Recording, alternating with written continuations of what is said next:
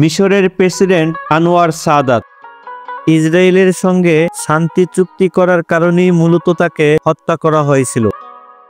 আর যেই জামাটি পরা অবস্থায় তার বুকে গুলি লেগেছিল সেই রক্তমাখা জামাটি আজও এই জাদুঘরে রয়েছে।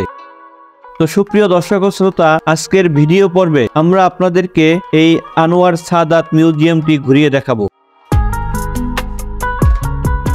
আলেকজান্দ্রিয়া ভ্রমণের আজকের পর্বে আমরা আপনাদেরকে নিয়ে রওনা হয়েছি লাইব্রেরি অফ আলেকজান্দ্রিয়ার উদ্দেশ্যে। লাইব্রেরি অফ আলেকজান্দ্রিয়ার অভ্যন্তরেই মূলত রয়েছে আনোয়ার সাদাতের মিউজিয়ামটি। লাইব্রেরি অফ আলেকজান্দ্রিয়া বর্তমান বিশ্বের এবং প্রাচীন বিশ্বের সবচেয়ে গুরুত্বপূর্ণ লাইব্রেরিগুলোর মধ্যে অন্যতম। এটি শুধুমাত্র একটি লাইব্রেরি নয়, এখানে রয়েছে বিভিন্ন মিউজিয়াম এবং কনফারেন্স হল। সুপ্রিয় দর্শক ও শ্রোতা, আলেকজান্দ্রিয়া যেই শহরটি বিজয় করেছিলেন মহান আলেকজান্ডার দ্য গ্রেট, তার বিজয়ের পরেই এই শহরটিকে তার নাম অনুসারে রাখা হয়েছে আলেকজান্দ্রিয়া, আরবিতে যাকে ইস্কান্দারিয়াও বলা হয়ে থাকে। ভূমধ্য সাগরের তীরে গড়ে ওঠা এই শহরটি মিশরের গুরুত্বপূর্ণ শহরগুলোর মধ্যে অন্যতম। এক পাশে সমুদ্র সৈকত, আরেক পাশে উঁচু উঁচু ভবন, আর এর মাঝখানে রয়েছে এই সরু রাস্তা, যেই পথ ধরে আমরা এগিয়ে চলছি লাইব্রেরি অফ আলেকজান্দ্রিয়ার উদ্দেশ্যে। অবশেষে আমাদের চোখে দেখা মিলল মিশরের ঐতিহাসিক সেই আলেকজান্দ্রিয়ায় অবস্থিত স্ট্যানলি ব্রিজ। এই ব্রিজ পার হয়ে আমরা চলে এসেছি লাইব্রেরি অফ আলেকজান্দ্রিয়ার সন্নিকটে।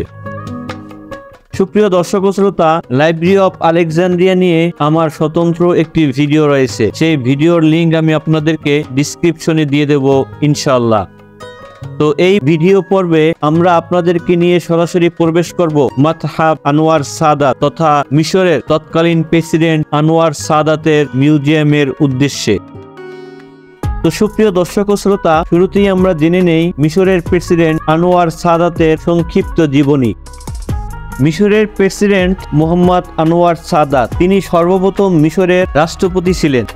তিনি ছিলেন মূলত জামাল আব্দুল নাসেরের সহযোগী বা বন্ধু, যার কারণেই জামাল আব্দুল নাসেরের ইন্তেকালের পরে আনোয়ার সাদাত হয়েছিলেন মিশরের প্রেসিডেন্ট।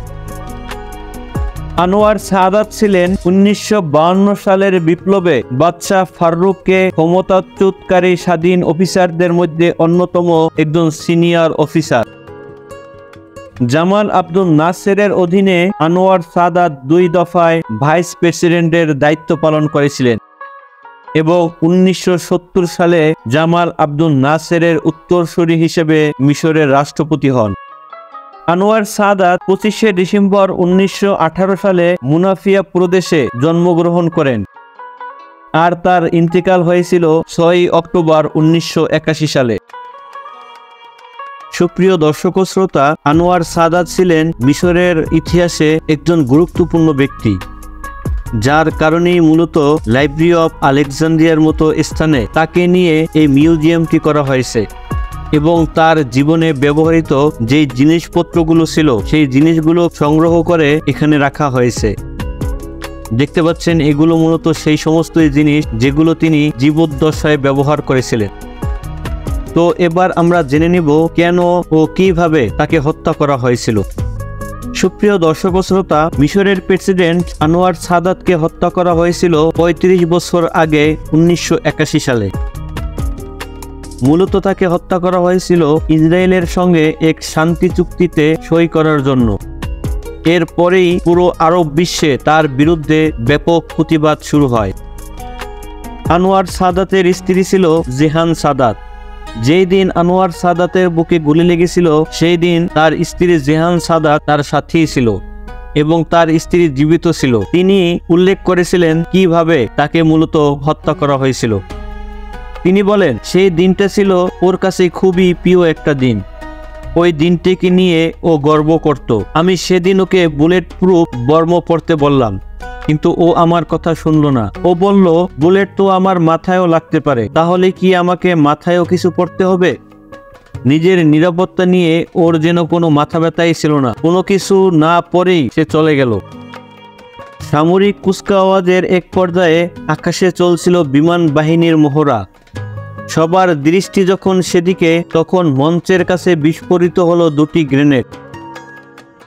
দুটি সামরিক যান থেকে একদল সৈনিক লাফ দিয়ে নামলো এবং তারা রাইফেল থেকে গুলি করতে করতে প্রেসিডেন্টের দিকে দৌড়ে গেল।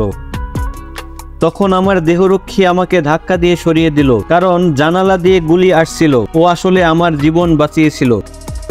আনোয়ার সাদাতকে শেষবার তিনি দেখেছিলেন যখন কুচকাওয়াজের জবাব দেওয়ার জন্য তিনি উঠে দাঁড়াচ্ছিলেন। তখন আনোয়ার সাদাত ভেবেছিলেন সৈন্যরা তাকে স্যালুট জানাতে আসছে, কিন্তু পরে তিনি বুঝতে পারলেন তাকে হত্যা করতে আসছে। আর আনোয়ার সাদাত যখন মারা যান তখন তার বয়স ছিল 62 বছর। তো সুপ্রিয় দর্শক শ্রোতা, আনোয়ার সাদাত ইন্তেকালের সময় যে পোশাকটি তার গায়ে পরা ছিল, সেই পোশাকটিতে যে গুলি লেগেছিল, সেই রক্তমাখা জামাটিও কিন্তু এখনো এই মিউজিয়ামে অবস্থিত রয়েছে। দেখতে পাচ্ছেন এই ঐতিহাসিক সেই রক্তমাখা জামাটি। সুপ্রিয় দর্শক শ্রোতা, আজকের ভিডিও এ পর্যন্তই। দেখা হবে পরবর্তী নতুন কোনো ভিডিওতে, নতুন কোনো স্থানে। সেই পর্যন্ত আপনারা সকলেই সুস্থ থাকুন, ভালো থাকুন। আসসালামু আলাইকুম ওয়া রাহমাতুল্লাহি ওয়া বারাকাতুহু।